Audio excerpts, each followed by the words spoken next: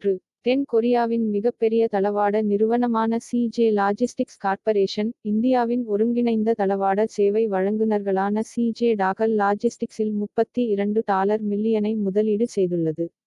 இந்த முதலீட்டின் மூலம் கொரிய நிறுவனமான இந்த நிறுவனம் தனது பங்குகளை 50%லிருந்து 56%ஆக அதிகரித்துள்ளது.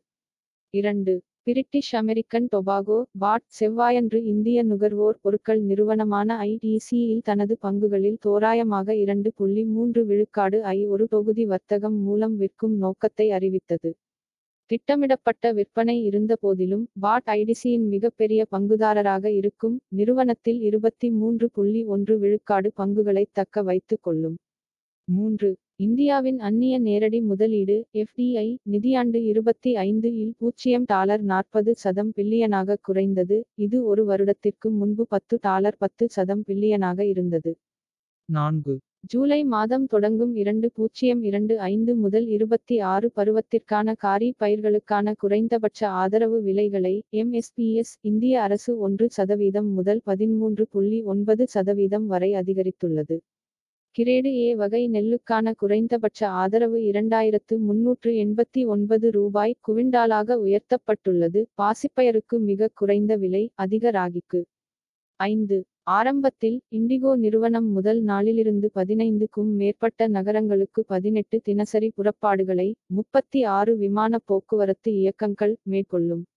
6. இந்தியாவின் தொழில்துறை உற்பத்தி ஏப்ரல் மாதத்தில் ஆண்டுக்கு ஆண்டு 2.7 விழுக்காடு வளர்ச்சியடைந்ததாக மே 28, 2025 அன்று அரசாங்க தரவு காட்டியது. 7. இந்திய நெல் விவசாயிகள் சிறந்த மற்றும் உயர்தர விளைச்சலை அடைய உதவும் 2 தயாரிப்புகளை BASF அறிமுகப்படுத்தியது. அவை வலெக்சியோ மற்றும் மிபெல்யா. வலெக்சியோ ஒரு பூச்சிக்கொல்லி என்றாலும் மிபெல்யா ஒரு பூஞ்சைக்கொல்லி. 8. பனட்டோனி இந்தியா அதன் விரிவாக்கத் திட்டத்தின் ஒரு பகுதியாக தமிழ்நாட்டின் ஓசூரில் 25 ஏக்கர் தொழில்துறை மற்றும் தளவாட பூங்காவை உருவாக்க சுமார் ரூ. 210 கோடியை முதலீடு செய்யும். இது இந்தியாவில் பனட்டோனிக்கான இரண்டாவது திட்டமாகும். இது ஏற்கனவே டெல்லி என்.சி.ஆர். சந்தையில் ஒரு திட்டத்தை உருவாக்கி வருகிறது. 9. எந்தவொரு செய்தித்தாள் அல்லது செய்தி உள்ளடக்கத்தையும் வெளியிடுவதற்கு தன்னார்வ தொண்டு நிறுவனங்கள் வெளிநாட்டு நிதியைப் பெறுவதைத் தடைசெய்து மத்திய உள்துறை அமைச்சகம் ஒரு அறிவிப்பை வெளியிட்டுள்ளது. அத்தகைய தன்னார்வ தொண்டு நிறுவனங்கள் எந்தவொரு செய்தி உள்ளடக்கத்தையும் பரப்பவில்லை என்பதைக் காட்ட இந்திய செய்தித்தாள் பதிவாளரிடமிருந்து சான்றிதழ்களைப் பெற வேண்டும்.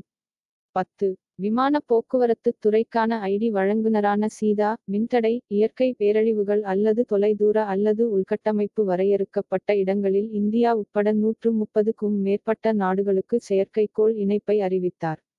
விமான நிலைய அமைப்புகளை இயங்க வைக்கும் உயர் அலைவரிசை குறைந்த தாமத தகவல் தொடர்புகளை வழங்க இது குறைந்த பூமி சுற்றுப்பாதை லியோ செயற்கைக்கோள்களை பயன்படுத்துகிறது.